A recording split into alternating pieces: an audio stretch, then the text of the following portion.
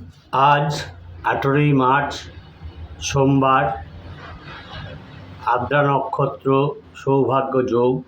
আজকের প্রতিদিনের সংক্ষিপ্ত রাশিফলে দেখা যাচ্ছে মেষ তার প্রাপ্য আদায় করতে পারবেন আজ। বৃষর শুভ যোগাযোগের সম্ভাবনা রয়েছে। মিথুনের মানসিক চিন্তা বর্ধিত হওয়ার সম্ভাবনা।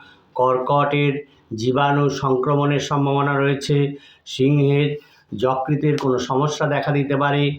কন্যার শুভ প্রয়াস হবে আজকে। তুলার প্রেম প্রণয়ে আজকে বাধা সৃষ্টি হতে পারে। বৃশ্চিকের কোনো কারণে মনস্তাপ হবে। সিংহের সাহসের অভাব হবে। মকরের আইনি জটিলতা দেখা দিতে পারে। কুম্ভের দান ধ্যানে আগ্রহ হবে। মীন রাশির অহেতুক অশান্তি হওয়ার সম্ভাবনা রয়েছে।